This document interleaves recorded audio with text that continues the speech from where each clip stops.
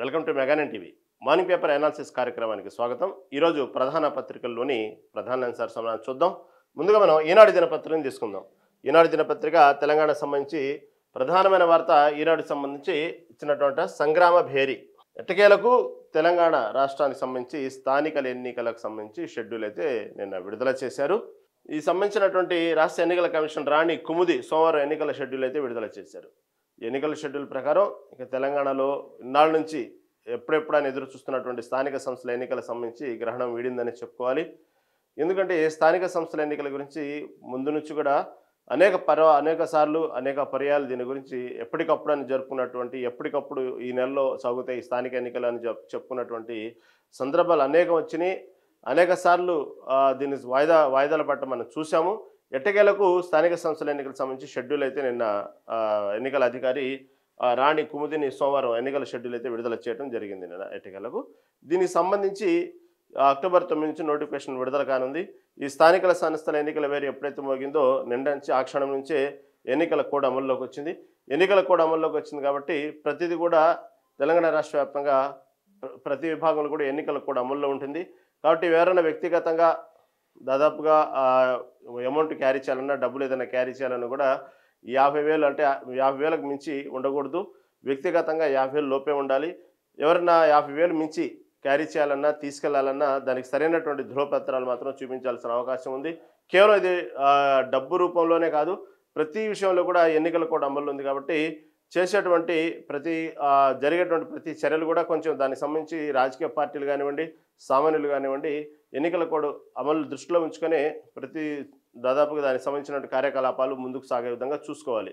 ఎందుకంటే చేసేటువంటి ప్రయాణం సంబంధించిన విషయంలో కానివ్వండి, ఈ తీసుకెళ్లేటువంటి డబ్బులు దీనికి సంబంధించిన కానివ్వండి, తర్వాత కొన్ని ఇచ్చేటువంటి పోస్టులకు సంబంధించిన కానివ్వండి, ఇప్పుడు అంతా డిజిటల్ మీడియా బాగా రంగంలో ఉంది కాబట్టి డిజిటల్ మీడియా సోషల్ మీడియాలో పెట్టే పోస్టులు కానివ్వండి, ప్రతిదీ కూడా ఎన్నికల కోడ్ని ఉద్దేశించి దాంట్లో భాగంగా మనం కొంచెం అలర్ట్గా ఉండాలి. ఇది ఎంతవరకు కరెక్టు, దీన్ని మనం చేయొచ్చా లేదా, తెలంగాణ వ్యాప్తంగా ఉన్న పరిధిలో ఉన్నటువంటి ఎన్నికల కోడ్ని బట్టి మనం ఏ విధంగా బిహేవ్ చేయాలి అనేది కొంచెం దృష్టిలో ఉంచుకొని ముందుకెళ్ళాలి. ఎందుకంటే దీంట్లో చాలామంది సామాన్యులకు కానివ్వండి, కొంతమంది రాజకీయ కార్యకర్తలు కానివ్వండి, కొన్ని విషయాల్లో అవగాహన లేక అనవసరంగా ఈ ఎన్నికల కోడ్లో చిక్కుతూ ఉంటారు. కాబట్టి దీనికి సంబంధించినటువంటి అనేక సెక్షన్లు అనేక పర్యాయాల మీద అనవసరంగా మనం కోర్టులకు హాజరవ్వాల్సి వచ్చింది. కాబట్టి ఎన్నికల కోడ్ని దృష్టిలో పెట్టుకొని నిన్నటి నుంచి ఆక్షన్ నుంచి అమలవుతుంది. కాబట్టి మనం ఎన్నికల అధికారులు సహకరిస్తూ ఉండాలి. మనం కూడా చేసేటువంటి ప్రతి పని పట్ల తగిన చర్యలు ఉంటాయి. కాబట్టి కొంచెం జాగ్రత్త ఉండటం మంచిది. కాబట్టి ఈ ఎన్నికల కోడ్ అయితే నిన్నటి నుంచి నగరం మోగిందనే చెప్పుకోవాలి. దీనికి సంబంధించినటువంటి నోటిఫికేషన్ అయితే 9వ తారీఖు విడుదల కానుంది. ఈ విధంగా చూసుకుంటే ముందుగా మొదటి విడతలో జెడ్పీటీసీ, ఎంపీటీసీ అంటే దీన్ని 2 విడతలుగా ఎన్నికలు జరపడానికి ఎన్నికల అధికారి చెప్పడం జరిగింది. ముందుగా ఎంపీటీసీ, జెడ్పీటీసీ స్థానాలకు సంబంధించినటువంటి ఎన్నికలు జరుగుతాయి. దీనికి మొత్తం ఎంపీటీసీ స్థానాలు వచ్చేటప్పటికి 5,749 స్థానాలు ఉన్నాయి. జెడ్పీటీసీ వచ్చేటప్పటికి 565 స్థానాలు ఉన్నాయి టోటల్ ఓవరాల్గా తెలంగాణలో. మొదటి విడత పోలింగ్ మాత్రం అక్టోబర్ 23న జరగనుంది. దీనికి సంబంధించినటువంటి లెక్కింపు నవంబర్ 11న జరుగుతుంది. ఇక రెండో విడత వచ్చేటప్పటికి పోలింగ్ వచ్చేటప్పటికి అక్టోబర్ 27 జరిగింది. దానికి సంబంధించిన లెక్కింపు మాత్రం నవంబర్ 11 ఉంది.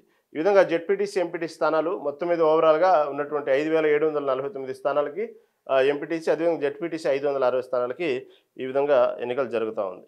దీనికి సంబంధించినటువంటి నోటిఫికేషన్ అక్టోబర్ 9వ తారీఖు విడుదలయ్యేటువంటి 9వ తారీఖు నుంచి అమలు కాబోతుంది. కాబట్టి ఎన్నికల నోటిఫికేషను దీనికి సంబంధించినటువంటి నామినేషన్ ప్రక్రియ, విత్డ్రాయల్ ప్రక్రియ, ఆ తర్వాత అభ్యర్థులు రిజర్వేషన్ వారీగా ఎవరెవరు, ఇవన్నీ కూడా జెడ్పీటీసీ, ఎంపీటీసీ స్థానాలకు ముందుగానే దానికి సంబంధించిన ఎన్నికల అధికారి యంత్రాంగం మొత్తం కూడా సిద్ధం చేశారు. ఎక్కడెక్కడ బూత్ల వారికి ఎక్కడెక్కడ ఎన్నికలు జరగాలి, దీంట్లో పురుషులు ఎంతమంది, మహిళలు ఎంతమంది, దానికి సంబంధించినటువంటి ఎక్కడెక్కడ ఎన్నికలకు సంబంధించిన బూతులు, ఎక్కడెక్కడ దానికి సంబంధించిన ఎన్నికల సామాగ్రి మొత్తం కూడా ఇప్పటికీ ఏర్పాటు చేసి ఎన్నికల అధికారి అయితే మాత్రం దీనికి సంబంధించిన ఎన్నికల కమిషన్ మొత్తం ఎక్కడికక్కడ వాళ్ళ తరపు నుంచి ఎటువంటి మొత్తం చేయాల్సినటువంటి సౌలభ్య కార్యక్రమాలన్నీ కూడా ఈపాటికే ఎన్నికల అధికారులు చేసి పెట్టారు. వాళ్ళైతే ఎన్నికలకు సిద్ధంగానే ఉన్నారు. ఇటుపక్క ఎన్నికల షెడ్యూల్ కూడా విడుదలైంది.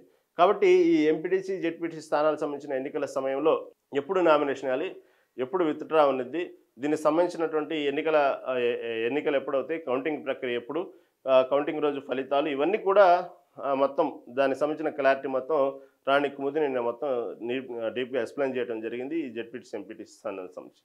కాబట్టి ఈ జెడ్పీటీసీ ఎంపీటీసీ స్థానాలు ముందు ఏదైతే తెలంగాణ రాష్ట్ర ప్రభుత్వం ఈ బీసీ రిజర్వేషన్ అంశం అయితే దీని గురించి రిజర్వేషన్లతోనే బీసీ 42% రిజర్వేషన్తో ఎన్నికలకు వెళ్తాం అనేటువంటి విషయాన్ని రేవంత్ రెడ్డి చెప్పిన క్రమంలో దాని ప్రకారం ఎన్నికలకు ముందుకు వెళ్తున్న క్రమంలో ఇటు బీసీలు ఆదరిస్తారు అనేటువంటి ఆశాభావంతో కాంగ్రెస్ ప్రభుత్వం ఉంది. ఇటుపక్క బీజేపీ పార్టీ కూడా ఈసారి జెడ్పీటీసీ ఎంపీటీసీ గ్రామ పంచాయతీ అన్ని ఎన్నికల్లో కూడా ప్రతి దాంట్లో ప్రతి చోట పోటీ చేయాలనే ఉత్సాహంతో బీజేపీ పార్టీ ఉంది. ఇటుపక్క బీఆర్ఎస్ కూడా ప్రతిపక్ష పార్టీ హోదాలో తను కూడా అన్ని స్థానాల్లో పోటీ చేయాలనేటువంటి ఇది ఉంది. కాకపోతే ప్రతిసారి ఇలాంటి జెడ్పీటీసీ ఎంపీటీసీ స్థానాలు కానివ్వండి, గ్రామ పంచాయతీ ఎన్నికల్లో కానివ్వండి, అధికార పార్టీ ఏదైతే ఉందో అధికార పార్టీ ఎక్కువగా సింహభాగము ఎక్కువ మేజర్గా స్థానాలు కైవసం చేసుకోవడానికి అవకాశం ఉంటాయి. కాదు ఈసారి ఏంటంటే తెలంగాణ రాష్ట్రం కొన్ని పరిణామాలు మార్పు వల్ల అందరూ ఉత్కంఠగా ఎదురు చూస్తున్నారు ఫలితాలు ఎలా ఉంటాయనేది. ఎందుకంటే ఆలస్యం అనేది ఒక ప్రధానమైతే రాష్ట్రంలో అనేక సమస్యలు ఉన్నాయి. ఇవన్నీ కూడా ఈ జెడ్పీటీసీ ఎంపీటీసీ గ్రామ పంచాయతీలు అన్నీ కూడా ఈ గ్రామ పరిధిలో రూరల్ పరిధిలో వస్తాయి. కాబట్టి ఇవన్నీ కూడా రాష్ట్ర యొక్క పరిపాలన అభివృద్ధి దీని మీద ఆధారపడి ఉంటాయి ఎన్నికలు. ఏదైనా రేవంత్ రెడ్డి సర్కారు వచ్చిన కొత్తలో కనుక ఇవే స్థానిక సంస్థల ఎన్నికలు జరిపితే ఇంత ప్రభావం ఉండేది కాదేమో. ఎందుకంటే అధికార పార్టీకి ఇంత టెన్షన్ వాతావరణం ఉండేది కాదు. దాదాపుగా ఎక్కువగా స్థానాలు అధికార పార్టీ కైవసం చేసుకోవడానికి అవకాశం ఉంది. కాదు ఇక్కడ ఏంటంటే ఈసారి అనేక రకాలైన పరిణామాల మధ్య కొంచెం ఒత్తిడికి లోనవుతోంది రాష్ట్ర ప్రభుత్వం. ఇప్పుడు ఉన్నటువంటి అధికార పార్టీ కొంచెం ఒత్తిడికి లోనవుతా ఉంది. దీన్ని అంత సునాయాసంగా ఏదో ఎన్నికలు జరపాలి ఫార్మాలిటీగా కోర్టు విధించింది కాబట్టి గడువు విధించింది కాబట్టి మనం చేయాల్సిందే అనేటువంటి క్రమంలో అయితే ఈసారి ఎన్నికలు లేవు. దీన్ని కొంచెం ప్రతిష్టాత్మకంగా తీసుకుంది తెలంగాణ ప్రభుత్వం. ఎందుకంటే ఆలస్యమైన దృష్టి అసలు ముందు ప్రజల మనసులో ఏముంది, వాళ్ళు పార్టీ పట్ల ఏమనుకుంటున్నారు అనేది ఇన్నర్గా కొంచెం ఆలోచనల ధోరణిలో కూడా కాంగ్రెస్ పార్టీ ఉంది. అదేవిధంగా రాష్ట్రంలో జరిగినటువంటి అనేక కార్యక్రమాలు ఏదైతే హైడ్రా సంబంధించిన కానివ్వండి, ఇటుపక్క యూరియా కొరతలు కానివ్వండి, ఇటుపక్క ఈ మధ్యన గడిచిన భారీ వర్షాల కారణంగా జరిగినటువంటి పంట నష్టాలు, ఆస్తి నష్టాలు కానివ్వండి, ఇలా అనేక కారణాల మధ్య దాన్ని జరిగినటువంటి ఏదైతే ప్రజల్లో ఉన్నటువంటి నిరాశ నిస్పృహలు సంబంధించినటువంటి విషయాన్ని తీసుకొచ్చి బీఆర్ఎస్ ప్రభుత్వం వాడుకోవాలనే ఉద్దేశంలో బీఆర్ఎస్ మొత్తం పార్టీ లోకల్గా ఉన్నటువంటి గ్రౌండ్ లెవెల్ ఉన్న కార్యకర్తలు మొత్తాన్ని కూడా దీన్ని ఎక్కువగా ఫోకస్ చేయండి అంటూ కూడా ప్రణాళికబద్ధంగా ముందుకు వెళ్ళాలని చూస్తుంది బీఆర్ఎస్ పార్టీ. ఇటుపక్క బీజేపీ పార్టీ వచ్చేటప్పటికి ఈ మధ్యన కాలంలో జీఎస్టీ బాగా తగ్గింపుగా బీజేపీ పార్టీ నిర్ణయం తీసుకుంది. కాబట్టి ఆ జీఎస్టీ అంశాన్ని తీసుకొని ప్రజల్లోకి వెళ్ళి మోడీ చేసినటువంటి ఈ గొప్ప కార్యము దానివల్ల చూడండి సామాన్యులు కానివ్వండి, మధ్యతరగతి ప్రజలు కానివ్వండి జీఎస్టీ తగ్గింపు వల్ల ఇప్పుడు చాలా రేట్లు తగ్గినాయి అనేటువంటి అంశాన్ని తీసుకుని వెళ్ళి మధ్యతరగతి దిగువ స్థాయి మధ్యతరగతి ప్రజలు కూడా సుఖ సంతోషాలతో ఉన్నారు. అది ఒకప్పుడు ఇంత రేట్లు ఉండేవి, ఇప్పుడు ఇంత రేట్లు మనకు అనుకూలంగా ఉంటున్నాయి. దీనికి కారణం ఎవరు? మోడీ. కాబట్టి కేంద్రం తీసుకొచ్చినట్టు జీఎస్టీ సంస్కరణల వల్లే మనం ఈరోజు సామాన్యులు ఇంత అంటే ఇప్పుడు కొత్త ఫెస్టివల్ మోడ్లో ఉన్నాం కాబట్టి ప్రతిదీ కూడా చాలా తక్కువ ధరలో దొరుకుతున్నాయి. కాబట్టి జీఎస్టీ సంస్కరణ వల్ల ఆ క్రెడిట్ మొత్తం బీజేపీ పార్టీ కొట్టేయాలి, దాన్ని స్థానిక సంస్థల ఎన్నికల్లో వాడుకోవాలని చెప్పి బీజేపీ పార్టీ ముందుకెళ్ళేటువంటి అవకాశం ఉంది. దానికి సంబంధించింది ఎక్కువగా ఫోకస్ చేస్తుంది బీజేపీ పార్టీ. ఈ అంశాన్ని తీసుకొని ప్రజల్లోకి వెళ్ళాలనే ఆలోచనలో బీజేపీ పార్టీ ఉంది. ఇటుపక్క బీఆర్ఎస్ పార్టీ కాంగ్రెస్ పార్టీలో ఉన్నటువంటి ఏదైతే లోటుపాటు జరిగినాయో, అవకతవకలు జరిగినాయో, పార్టీలో ఉన్నటువంటి మొదటి నుంచి అధికారంలో వచ్చినప్పటి నుంచి జరిగినటువంటి పొరపాట్లు, ఏదైనా సంబంధించినటువంటి అవినీతి అక్రమాలు ఇవన్నీ కూడా బయట పెడుతూ ప్రజల్లో ఉన్నటువంటి ఒక నిస్సహాయతని వాడుకోవాలని చెప్పి బీఆర్ఎస్ పార్టీ ఉంది.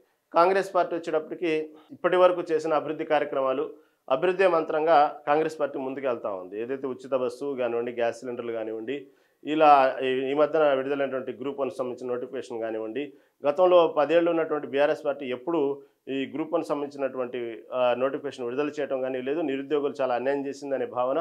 కాబట్టి కాంగ్రెస్ ప్రభుత్వం వచ్చిన తర్వాతే ఈ నోటిఫికేషన్స్ విడుదల చేసి ఉద్యోగ కల్పన చేసిందనేటువంటి విభాగంలో కానివ్వండి, ఇలా ఉద్యోగ కల్పన అదేవిధంగా ఎన్నాళ్ళ నుంచో వేచి చూస్తున్నటువంటి ఏదైతే ప్రభుత్వ ఉద్యోగులకు కొన్ని ఏదైతే వాగ్దానాలు ఇచ్చారో దానికి సంబంధించినటువంటి నెరవేర్చినటువంటి అవన్నీ కూడా తెర ముందుకు తెచ్చి కొన్ని అభివృద్ధి కార్యక్రమాల్లో భాగంగా ఇవన్నీ తీసుకురావాలి. కాబట్టి అభివృద్ధినే మంత్రంగా వాడుకోవాలని చెప్పి కాంగ్రెస్ పార్టీ ఉంది. కాబట్టి ఎక్కడో కాంగ్రెస్ పార్టీకి అంతర్మదనంగా ప్రజల్లో తెలుసు వాళ్ళకి సంబంధించిన రిపోర్ట్స్ ఎలా ఉంటాయి, దానికి సంబంధించిన రైతులు ఏ విధంగా ఇబ్బందులు పడుతూ ఉన్నారు, సామాన్యులు ఏ విధంగా ఇబ్బంది పడుతూ ఉన్నారు, ఇటుపక్క ఫ్రీ బస్సు మహిళలు పెట్టడం వల్ల ఆటో డ్రైవర్లు ఏ విధంగా, కార్మికులు ఏ విధంగా ఇబ్బంది పడ్డారు, ఇలా అనేక రకాలైనటువంటి కామన్గా సహజంగా ప్రభుత్వంలో ఉన్నప్పుడు కొన్ని వ్యతిరేకత భావాలు ఉంటాయి. ఆ ప్రభుత్వానికి సంబంధించిన వ్యతిరేక పవనాలు మొత్తం కూడా దాన్ని ఎలా డైవర్ట్ చేయాలి, ఎలా మాట్లాడాలి అనే విషయాలపైన కూడా కాంగ్రెస్ పార్టీ అయితే సిద్ధంగా ఉంది.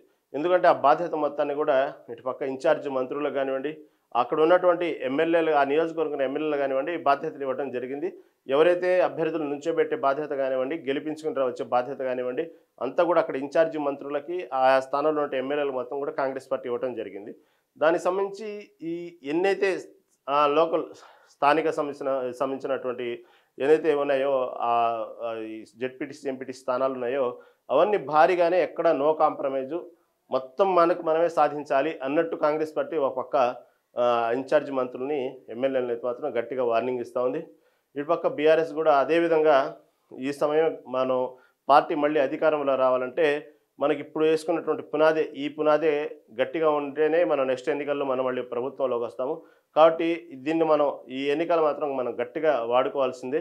కాబట్టి బీఆర్ఎస్ పార్టీకి మాత్రం ఇదే మళ్ళీ దానికి సంబంధించిన ఆక్సిజన్ ఎన్నికలు అనేటువంటి విషయాన్ని బీఆర్ఎస్ పార్టీ గట్టిగా చెప్తా ఉంది. ఇలా రకరకాల పరిణామాల మధ్య, ఎందుకంటే ఇప్పటికే అనేక మంది ఆశావాహులు ఎదురు చూస్తామన్నారు. ఎన్నికలు ఎప్పుడొస్తే దానికి సంబంధించినటువంటి రిజర్వేషన్ వారీగా మనం ఎన్నికల్లో ఒక రాజ్యాధికారంలో ఉండాలి, మనం కూడా పదవులు అనుభవించాలి, మనం కూడా రాజకీయంగా ఎదుగుదల ఉండాలి, మనం కూడా నలుగురిలో ప్రజాసేవ చేస్తూ ఒక రకమైన ప్యాషన్ అది కొంతమంది ప్రజాసేవ చేయాలనే ప్యాషను, కొంతమందికి మనం కూడా ఒక అధికార పార్టీలో ఉన్నాము, లేకపోతే మనం కూడా అధికారంలో ఉన్నాము, మనం ఒక పదవిలో ఉన్నాం, హోదాలో ఉన్నామని చెప్పుకోవడానికి ఒక్కొళ్ళు ఈ విధంగా ఆశావాహులు ఎంతమంది ఉన్నారు. అదేవిధంగా నామినేటెడ్ పోస్టుకు సంబంధించి వెయిటింగ్ లిస్టులో కూడా ఉన్నారు కొంతమంది. ఇవన్నీ సహజంగా రాష్ట్రం జరుగుతున్నాయి.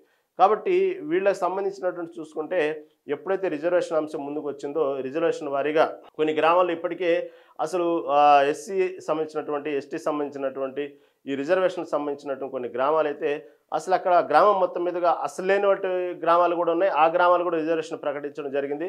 అదొక పెద్ద తలనొప్పిగా తయారైంది. దానికి సంబంధించి ఇప్పటికే ధర్నాలు జరుగుతున్నాయి. అదే గ్రామం మొత్తం మీద కలిపితే ఒకే ఒక కుటుంబం ఉంది, దీనికి సంబంధించినటువంటి ఎస్సీ కుటుంబం. దానికి సంబంధించి కొన్ని ఇప్పుడిప్పుడే బయటకు వస్తూ ఉన్నాయి. కాబట్టి అది ఏకగ్రీవం అయింది, ఎవరు లేరు కాబట్టి ఏకగ్రీవం అయ్యేటువంటి ఛాన్స్ ఉంది. కాబట్టి ఈ విధంగా రకరకాల పరిణామాల మధ్య కొన్ని ఎక్కడో టెక్నికల్ ఇష్యూస్ కూడా కొన్ని చూసుకుంటా ఉంది ప్రభుత్వం. ఇటుపక్క చూస్తే ఈ బీసీ రిజర్వేషన్ అంశంతో స్థానిక సంస్థల ఎన్నికలకు వెళ్ళాలన్నటువంటి విషయాన్ని తీసుకొస్తే అక్కడ ఆ ఫైల్ వచ్చి గవర్నర్ దగ్గర ఆగిపోయింది. కాబట్టి దీనికి సంబంధించి 8వ తారీఖు ఒక క్లారిటీ వచ్చేటువంటి అవకాశం ఉంది. దాన్ని బట్టి కొన్ని రిజర్వేషన్ అంశాలు ఇప్పటికే ఉన్నటువంటి సర్వే ప్రకారం ఎక్కడెక్కడ బీసీలకు ఇవ్వాలి అన్నటువంటి విషయాన్ని, దాంట్లో మళ్ళీ బీసీలు, మహిళలు, పురుషులు, ఈ విధంగా దానికి సంబంధించినటువంటి డేటా ప్రకారం ఎక్కడెక్కడ ఏ స్థానాలు నిర్ణయించాలి, ఆ విషయంలో మాత్రం ఒక టెక్నికల్ ఇప్పటికే సిద్ధమై ఉంది కాంగ్రెస్ పార్టీ. ఈ విధంగా రకరకాల పరిణామాల మధ్య కాంగ్రెస్ పార్టీ కనుక ఈసారి అధిక స్థానాలు కైవసం చేసుకోకపోతే అధిష్టానం ముందు, ఎక్కడైతే కేంద్రంలో ఉన్నటువంటి అధిష్టానం ముందు రేవంత్ రెడ్డి సంబంధించినటువంటి పార్టీ పట్ల ప్రజల్లో ఉన్నటువంటి ఇది విశ్వసనీయత, ఈ విధంగా రేవంత్ రెడ్డి మీద ఉన్న ప్రజల అభిప్రాయము, కాబట్టి ప్రజా తీర్పు ఈ విధంగా ఉంది అనేటువంటి విషయాన్ని ఉన్నటువంటి కేంద్రంలో ఉన్నటువంటి కాంగ్రెస్ పార్టీ దృష్టికి తీసుకెళ్లాలనే ఆలోచనలో కొంతమంది ఇప్పటికీ పనిగట్టుకుని ఉన్నారు. కాంగ్రెస్ పార్టీలో గ్రూపుల రాజకీయాలు ఉంటాయి, ఇవన్నీ సహజం కాంగ్రెస్ పార్టీలో. కాంగ్రెస్ పార్టీ స్థానిక సంస్థల ఎన్నికలు జరపడానికి ఎందుకు వెనక ముందాడిద్దంటే ఇదే ప్రధాన కారణం. పక్కన ఉన్నటువంటి కర్ణాటక రాష్ట్రంలో ఇంతవరకు స్థానిక సంస్థల ఎన్నికలు జరగలేదు ఈ రోజు వరకు స్టిల్. ఎందుకంటే ఇవే విషయాలు, ఇవే గ్రూప్ తగాదులు చేరిన కాడి నుంచి మనం ఎన్నోసార్లు చూస్తుంటాం. కాంగ్రెస్ పార్టీలో 5 సంవత్సరాలు 5గురు ముఖ్యమంత్రులు మారిన సందర్భాలు మనం చూసాం. ఎప్పటికప్పుడు ఆ కూర్చున్నటువంటి కుర్చీ నో గ్యారంటీ, నో వారంటీగా ఉన్నది. కూర్చున్న 5 ఏళ్ళు ఆ పార్టీ అధికారం ఉన్నప్పటికీ కూడా ఆ పార్టీలోనే వాళ్ళకి మాత్రం ఆ కుర్చీ ఇది ఎప్పటికీ మన శాశ్వతంగా ఉంటాము 5 ఏళ్ళు అనడానికి గ్యారంటీ ఉండదు ఆ కాంగ్రెస్ పార్టీలో. ఇలా రకరకాల సీనియర్సు, ఈ ప్రధానంగా ఈ గ్రూప్ తగాదులు, గ్రూపుల వల్ల పార్టీ ఎప్పుడు తలనొప్పిగా తయారైంది. కాకపోతే ఇక్కడ తెలంగాణకు వచ్చేటప్పటికి అదే విషయం అలాగే కొనసాగిద్ది అనేటువంటి విషయాన్ని మొదటి నుంచి చెప్తున్నప్పటికీ రేవంత్ రెడ్డి సర్కారు ఎక్కడెక్కడ పాచికలేయాలి, ఎక్కడ కేంద్రంలో ఉన్నటువంటి అధిష్టానం దగ్గర ఏ విధంగా మెప్పు పొందాలి, ఇక్కడ ఉన్నటువంటి గ్రూపుల్ని ఏ విధంగా కట్టడి చేయాలి, గ్రూపులను కట్టడి చేస్తూనే శృతిమెత్తంగా మొత్తాన్ని కూడా అధిష్టానం మీద వేస్తూ, కేంద్రంలో కాంగ్రెస్ పార్టీ అధిష్టానం మీద వేస్తూ, అది వాళ్ళ నిర్ణయం అంటూ ముందుకు సాగుతూ ఇన్నాళ్ళు ఏదో మ్యానిపులేట్ చేస్తూ అలా సాగదీసుకుంటూ వచ్చారు. కాకపోతే రేవంత్ రెడ్డి సర్కార్ తీసుకున్న నిర్ణయాలు కూడా ఎలా ఉంటాయంటే ఆల్మోస్ట్ ఏదో ఇప్పటికిప్పుడు ఎన్నికల కోసము, ఇప్పటికిప్పుడు తన గ్రాఫ్ని కొంచెం కాపాడుకోవటం కోసం కాకుండా సుదీర్ఘంగా తెలంగాణలో ఉన్నటువంటి హైదరాబాద్ ప్రజలు కానివ్వండి, తెలంగాణ ప్రజలు కానివ్వండి, దీర్ఘకాలికంగా వాళ్లకు ప్రయోజనాలు చేకూర్చే విధంగానే అతని నిర్ణయాలు ఉంటాయి. ఇప్పటికిప్పుడు టెంపరరీగా ఉండేటువంటి నిర్ణయాలు ఉంటాయి. దాని పట్ల కొంత ప్రజల్లో వ్యతిరేకత ఉండొచ్చు. సుమారు తీసుకుంటే ఉదాహరణ తీసుకుంటే హైడ్రా విషయం. హైడ్రా విషయం తీసుకున్నప్పుడు కూడా ఇదే విధంగా అది కొంతవరకు ఆ హైడ్రాకు బాధితులు ఉంటారు. దానికి సంబంధించినటువంటి వ్యతిరేకత కామన్‌గా రేవంత్ రెడ్డి మీద ఉండవచ్చు, ఉంటాయి గూడా. ఎందుకంటే ఎవరైతే ఆస్తి నష్టం జరిగిద్దో వాళ్ళు సహజంగానే రేవంత్ రెడ్డిని తిట్టుకుంటూ ఉంటారు. కొంత వ్యతిరేక పవనాలు ఉంటాయి, కాదనట్లేదు. కాకపోతే ఆయన తీసుకున్న నిర్ణయం మాత్రం దీర్ఘకాలికంగా ఉంటాయి. కాబట్టి అవన్నీ ఆయన కేవలం ఈ రోజుకి ఈరోజు ఎన్నికల కోసమో, లేతే ఆయన పార్టీ ఆయన సీటు కాపాడుకోవడం కోసం ఆయన నిర్ణయాలు ఉండవు. దీర్ఘకాలికంగా ఉంటాయి. అదే మొదటి నుంచి ఆయన చెప్తుంది. ఫ్యూచర్ సిటీ కానివ్వండి, హైడ్రా కానివ్వండి, మూసి ప్రక్షాళన కానివ్వండి, ఇవన్నీ కూడా కొంచెం తలనొప్పిగా, కొంచెం భారీగా సమస్యలు ఎదురయ్యేటువంటి పార్టీలో ఉన్నటువంటి నాయకుల ద్వారానే సమస్యలు ఎదుర్కొన్నటువంటి పరిస్థితులు ఈ ప్రాజెక్టులన్నీ కూడా. కాబట్టి అయినప్పటికీ కూడా అతను దీర్ఘకాలిక ప్రయోజనాలు, తరతరాలు చెప్పుకోవాలి, తరతరాలు బాగుపడాలి అనే ఉద్దేశంతో రేవంత్ రెడ్డి తీసుకున్న నిర్ణయాలు కొంచెం కఠినంగానే ఉంటాయి. కొంత ప్రజా వ్యతిరేకతకు గురవుతాయి, పార్టీల అంతర్గత కుమ్ములాటకు గురవుతాయి, పార్టీలోని వ్యతిరేక వర్గాలుగా తయారవడానికి అవకాశం ఉంటాయి. అయినప్పటికీ కూడా రేవంత్ రెడ్డి ఎప్పటికప్పుడు దాన్ని లెక్క చేయకుండా, దాన్ని శుతిమెత్తంగా అధిష్టానం మీద నెడుతూనే తనకు కావాల్సిన పని తాను చేసుకుంటూ పోతూ, తనకు అనుకూలంగా ఉన్నటువంటి వ్యవహారాలని ముందుకు సాగదీస్తూ అలా ఏదో తెలివిగా కాలక్రమేణా ముందుకు వెళ్తూ ఉన్నారు. కాబట్టి ఈ స్థానిక సంస్థల ఎన్నికలు తీసుకొచ్చి అతను తీసుకున్నటువంటి దీర్ఘకాలిక ప్రయోజనాలు కానివ్వండి, అతను ఒక విజన్ కానివ్వండి, ఇవన్నీ కూడా డిస్టర్బ్ చేయడానికి సిద్ధంగా ఉన్నాయి స్థానిక సంస్థల ఎన్నికలు. కాబట్టి స్థానిక సంస్థల ఎన్నికలు ఇవన్నీ రేవంత్ రెడ్డి విజన్ ముందుకు సాగాలంటే అత్యధిక స్థానాలు కైవసం చేసుకొని ముందుకెళ్తే ఓకే, ప్రజల్లో కాంగ్రెస్ పార్టీ పట్ల ఎక్కడ వ్యతిరేకత లేదు అని అధిష్టానం దృష్టికి తీసుకెళ్లాలనే ఉద్దేశంతో రేవంత్ రెడ్డి ఉన్నారు. కానీ ఇక్కడ చూడాలి, పరిస్థితులు మాత్రం కొంచెం గందరగోళంగానే ఉన్నాయి. ఈ ఎన్నికలు కూడా ఒక దానికి సంబంధించినటువంటి యంత్రాంగం మొత్తం కూడా ఎలా పనిచేస్తుంది, దీనికి సంబంధించి మనకు అర్థమవుతూ ఉంది. కాబట్టి ప్రభుత్వం అధికారంలో ఉంది కాబట్టి కొంతవరకు యంత్రాంగం వాడుకున్నప్పటికీ కూడా ప్రజా తీర్పుని ఎవరేం చేయలేరు. కాబట్టి ఓటు అనేది ఎవరికి వాళ్ళు స్వయంగా సీక్రెట్గా వేస్తారు కాబట్టి దీనికి యంత్రాంగం కూడా ఏం చేయలేదు. కాకపోతే దీనికి సంబంధించినటువంటి కాంగ్రెస్ పార్టీలో ఉన్నటువంటి కొన్ని లోటుపాట్లు మాత్రం ఉన్నటువంటి కాంగ్రెస్ పార్టీలో ఉన్నటువంటి నాయకుల్లో ఉన్నటువంటి కుమ్ములాట మాత్రం ఎంతవరకు దారి తీసిద్దని మాత్రం ఈ స్థానిక సంస్థల ఎన్నికలు ఒక రిఫరెండంగా తీసుకోవచ్చు. ఇంకా బీఆర్ఎస్ పార్టీ విషయానికి వస్తే పార్టీలో ఉన్నటువంటి కుమ్ములాటలు, అంతర్గత కుమ్ములాటలు, పార్టీలో కుటుంబ తగాదులు, పార్టీలో అనేక రకాల విచారణకు ఎదుర్కొన్నటువంటి సందర్భం, ఇటు అవినీతి మరకలు, ఇవన్నీ దృష్ట్యా ప్రజల్లోకి వెళ్ళటానికి ఒక రకంగా బీఆర్ఎస్ పార్టీలో ఉన్న కార్యకర్తలు జోష్ నింపడానికి మొన్నటి వరకు ఎక్కడో కొంత నిశ్శబ్దం, ఒక నిశ్శబ్దమైన వాతావరణం, పార్టీలో స్తబ్దత నెలకొంది మొన్నటి వరకు. ఎప్పుడైతే కవితని పార్టీని సస్పెండ్ చేయటం, తను ఎమ్మెల్సీగా రాజీనామా చేయటం, ఇవి కారణాల వల్ల పార్టీకి పెద్ద డ్యామేజ్ జరిగిద్ది అని ఎక్స్పెక్ట్ చేశారు బీఆర్ఎస్ పార్టీకి. అంటే స్థానిక సంస్థల ఎన్నికల మీద దాని ప్రభావం పడొచ్చని అనుకున్నారు. కానీ ఎక్కడ చూసినా కూడా దాని ప్రభావం పెద్దగా కనబడలేదు. కవిత పార్టీని సస్పెండ్ చేసిన తర్వాత ఏదో ఆ 2 రోజులు మాత్రం కొంచెం మీడియా హడావిడి కనబడింది. కానీ ప్రజల్లో పెద్దగా బీఆర్ఎస్ పార్టీ పట్ల కవితని అయ్యో ఇంత అన్యాయం జరిగింది కవితకి అనేటువంటి విషయాన్ని ఎవరు వెనకేసుకొచ్చి బీఆర్ఎస్ పార్టీ మీద వ్యతిరేకంగా గళమిప్పింది లేదు, ఎక్కడ నిరసనలు ఎవరు సాగలేదు. కాకపోతే ఇక్కడ కాళేశ్వరం సంబంధించినటువంటి కమిషన్ సంబంధించినటువంటి నోటీస్ జారీ అవటం, దానికి విచారణకు హాజరవటం కేసీఆర్, ఇటు పక్క చూస్తే కేటీఆర్ దాని ఫార్మర్ సంబంధించినటువంటి ఏదైతే ఉందో, ఈ కార్ సంబంధించినటువంటి ఏదైతే ఉందో దానికి సంబంధించినటువంటి అవినీతి విచారణకు సంబంధించి అక్కడ విచారణకు సందర్భంగా అతను హాజరవటం, ఈ నేపథ్యంలో ఎక్కడో అంటే బీఆర్ఎస్ పార్టీ పట్ల ప్రజల్లో ఒక రకమైనటువంటి వ్యతిరేక పవనాలు తీసుకెళ్ళడానికి అధికార పార్టీ చూడండి ఈ విధంగా అవినీతి ఆరోపణలు ఎదుర్కొన్నటువంటి కుటుంబం ఇది అని చెప్పడానికి ఆస్కారం ఉన్నటువంటి అవకాశాలు ఎక్కువగా ఉన్నాయి. కాకపోతే అవన్నీ కూడా ప్రజలకి నేరుగా సంబంధం లేకపోయినా, ప్రజలు దానివల్ల పెద్దగా ఇంపాక్ట్ లేకపోయినా, అంటే సపోజ్ కార్ రేస్ సంబంధించింది, దానిలో అవినీతి జరిగింది, దానివల్ల ఒక సామాన్యుడికో, దానివల్ల ఒక మధ్యతరగతి ప్రజలకో ఉన్నటువంటి బీఆర్ఎస్ పార్టీల వాళ్ళు అవమానంగా ఫీల్ అయ్యి తలదించుకునే పరిస్థితి అయితే కాదు. ఇటు కాకపోతే కాళేశ్వరం సంబంధించిన విషయం కాబట్టి అది కొంతవరకు రైతులకు సంబంధించింది కాబట్టి ఆ కాళేశ్వరం సంబంధించినట్టు ఏదైతే అవినీతి అక్రమాలు జరిగినాయో అది వరకు కొంతవరకు ఇంపాక్ట్ చూపించు. కానీ ఇక్కడ కేవలం రాజకీయ దురుద్దేశంతోనే కాళేశ్వరం సంబంధించినటువంటి వ్యవహారం కేసీఆర్ని ఎత్తినేశారనే భావాన్ని మాత్రం అది కూడా కొంతవరకు నడుస్తుంది కాబట్టి అది పెద్దగా డ్యామేజ్ కాకపోవచ్చు. ఇటు పక్క హరీష్ రావు ఉన్నారు, దానికి సంబంధించిన ఎప్పటికప్పుడు ఏం జరిగింది అనేటువంటి మొత్తం కాళేశ్వరం సంబంధించినటువంటి ఏం జరిగింది, దాన్ని ఏ విధంగా ప్రభుత్వం దీన్ని రాజకీయంగా వాడుకుంటుంది, కావాలని రైతులను ఏ విధంగా ఇబ్బంది పెడతా ఉంది, అవకాశం ఉన్నప్పుడు కూడా ఎందుకు కుంగినటువంటి పిల్లల్ని ఎందుకు రిపేర్ చేయించట్లేదు, దాన్ని కావాలని చెప్పి రైతులను ఏ విధంగా ఇబ్బంది పెడుతున్నారు, ఎప్పటికప్పుడు ప్రెజెంటేషన్స్ ఇస్తూ హరీష్ రావు చేసిన వ్యాఖ్యలు కొంతవరకు ప్రజల్లోకి వెళ్ళినాయి.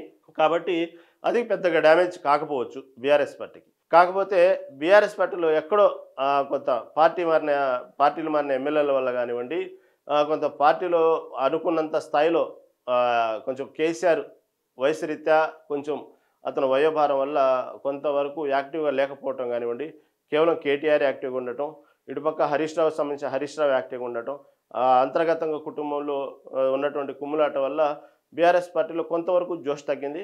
కాబట్టి ఇప్పుడు ఈ స్థానిక సంస్థల ఎన్నికలకు సంబంధించి ఇప్పుడు కార్యకర్తలు మళ్ళీ జోష్ నింపితే కొంచెం అత్యధిక స్థానాలు కైవసం తీసుకుంటే నెక్స్ట్ ఎన్నికలు వెళ్ళటానికి ఓకే మళ్ళీ అధికారంలో రావడానికి అవకాశం దగ్గరలో ఉంది బీఆర్ఎస్ పార్టీకి అన్నటువంటి అవకాశం కనుక చూపించుకుంటే ఈ 2-3 ఏళ్ళు గట్టిగా నెట్టేయచ్చు కార్యకర్తలతో. బీఆర్ఎస్ పార్టీ ఇంకొంచెం ఫాస్ట్గా ఇంకొంచెం ఎక్కువగా తన గళాన్ని విప్పి ప్రజల్లోకి వెళ్తూ ఎప్పటికప్పుడు కార్యక్రమాలు చేసుకుంటూ అవకాశం ఉండడానికి ఛాన్స్ ఉంది. ఏమాత్రం ఈ స్థానిక సంస్థల ఎన్నికల్లో బీఆర్ఎస్ పార్టీకి పెద్దగా ఆదరణ లేక ఎప్పుడైతే ప్రజాదరణ తగ్గి అనుకున్న స్థానాలు కనుక కొంచెం భారీ స్థాయిలో తగ్గితే మాత్రం కొంచెం బీఆర్ఎస్ పార్టీకి గట్టి దెబ్బే అనుకోవాలి.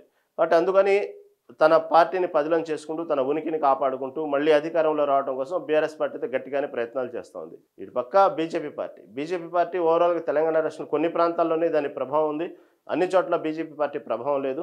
కాబట్టి అయినప్పటికీ కూడా ఈసారి అధికారంలో రావాలి. ఇప్పటికే 2 సార్లు ఒకానొక దశలో 2వ స్థానంలో ప్రతిపక్ష హోదాలో ఉన్నటువంటి బీజేపీ పార్టీ గతంలో ఒక్కసారిగా వెనకపడి ఎక్కడో 3వ స్థానంలో ఉన్న కాంగ్రెస్ పార్టీ అధికారంలోకి వచ్చింది. కాబట్టి అప్పటి నుంచి బీజేపీ పార్టీ బీజేపీ పార్టీలో కూడా అంతర్గత కుమ్ములాట్లు ఉన్నాయి.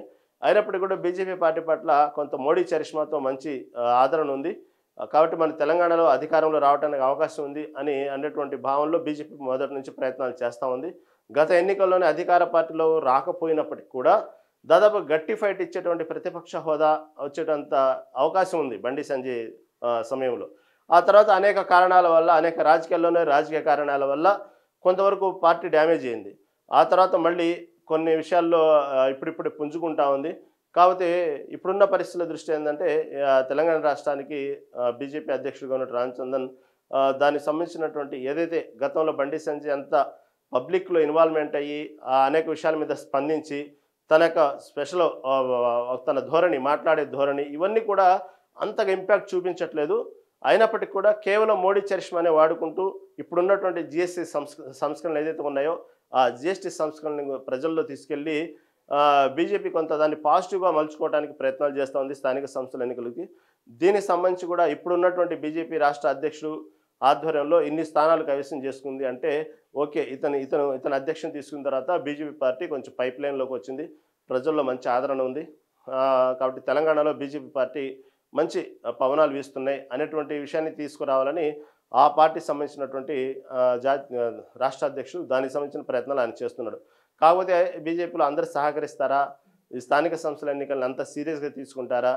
కాబట్టి ఆ క్రెడిట్ మొత్తం ఆయనకి వెళ్ళింది కాబట్టి ఎవరికి వాళ్ళు దీన్ని అంత సీరియస్గా తీసుకుని ముందుకు వెళ్తారా, పార్టీ ముఖ్యమా వ్యక్తి ముఖ్యమా, ఇవన్నీ కూడా అంచనాలు వేసుకుని బీజేపీ పార్టీ ఎలా చేసిద్ది అనేది మనం ఇప్పుడు ప్రత్యక్షంగా చూడబోతున్నాం ఈ స్థానిక సంస్థల ఎన్నికల నుంచి. ఈ విధంగా ఓవరాల్గా తెలంగాణ రాష్ట్రంలో మొత్తం కూడా స్థానిక సంస్థల ఎన్నికల హడావుడి అయితే కొంతవరకు కేవలం స్థానిక సంస్థల ఎన్నికలు ఏదో ఫార్మాలిటీగా జరిగే ఎన్నికలు అయితే మాత్రం అలా కనబట్టలేదు. ఇది కొంచెం ఏ పార్టీకి ఆ పార్టీకి మాత్రం కొంచెం వాళ్ళని ఒకసారి ప్రక్షాళన చేసుకుంటూ ఒకసారి ప్రశ్నలు లేవనెత్తుకుంటూ భవిష్యత్తు గురించి ఆ పార్టీల పరిస్థితి గురించి తెలిసేటువంటి అవకాశం ఉన్నటువంటి స్థానిక సంస్థల ఎన్నికలుగానే కనబడుతున్నాయి. ఇవన్నీ జరగడానికి కారణం ఏంటంటే ఆలస్యం అవటం వల్ల, ప్రధానంగా ఎక్కువగా ఆలస్యం అవటం వల్ల మళ్ళీ అసెంబ్లీ ఎన్నికలు దగ్గర పడేటువంటి వేళ మధ్యలో జరుగుతున్నటువంటి స్థానిక సంస్థల ఎన్నికలు కాబట్టి ఎవరికి వాళ్ళు ఒకసారి రీఫ్రెష్ అయ్యి చూసుకునే ఎన్నికల్లాగానే కనబడుతున్నాయి. కాబట్టి చాలా సీరియస్గానే తీసుకుంటున్నారు ఈసారి స్థానిక సంస్థల ఎన్నికలు. సహజంగా స్థానిక సంస్థల ఎన్నికలు అంటే జెడ్పీటీసీ ఎంపీటీసీ స్థానాలకు సంబంధించిన ఎన్నికలు అయితే పార్టీ సింబల్ మీద ఉంటాయి. కాబట్టి దీనికి సంబంధించిన పార్టీ సింబల్ మీద ఉంటాయి కాబట్టి ఈ స్థానాలు మొత్తం కూడా ఈ క్రెడిట్ మొత్తం కూడా పార్టీకి వెళ్ళిద్ది. బీఫామ్ కూడా పార్టీ నుంచి ఇస్తారు కాబట్టి దీనికి సంబంధించి కొంతవరకు ఏ పార్టీకి ఆ పార్టీ చెప్పుకోవడానికి బాగుంది.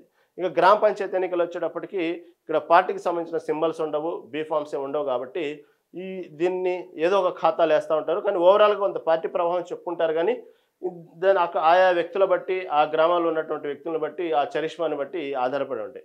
ఈ గ్రామ పంచాయతీలు వచ్చేటప్పుడు 12,733 ఉన్నాయి. వార్డులు వచ్చేటప్పటికి 1,12,288 ఉన్నాయి. ఇవి కూడా మొత్తం 3 విడతల్లో గ్రామ పంచాయతీ ఎన్నికలు, ఈ జెడ్పీటీసీ ఎంపీటీసీ 2 విడతలు, గ్రామ పంచాయతీలో వచ్చేటప్పుడు 3 విడతల ఎన్నికలు జరుగుతున్నాయి. దీనికి సంబంధించి మొదటి దశ పోలింగ్ అక్టోబర్ 31 ఉంటాయి. ఏదైతే పంచాయతీ ఎన్నికలు ఉన్నాయో ఆ రోజు ఎన్నికలు, ఆ రోజే ఫలితాలు. కాబట్టి అక్టోబర్ 31 ఎన్నికలు మొదటి విడత, ఆ రోజే ఫలితాలు వెలువడతాయి. అదేవిధంగా రెండో విడత వచ్చేటప్పటికి నవంబర్ 4 అదే రోజు ఎన్నికలు, అదే రోజు ఫలితాలు రెండో విడత. మూడో విడత వచ్చేటప్పటికి నవంబర్ 8 అదే రోజు ఎన్నికలు, అదే రోజు ఫలితాలు. ఈ విధంగా మొత్తం తెలంగాణ వ్యాప్తంగా ఉన్నటువంటి 12,733 సంబంధించిన గ్రామ పంచాయతీ సంబంధించినటువంటి స్థానాల్లో గ్రామ పంచాయతీ ఎన్నికలు జరుగుతున్నాయి.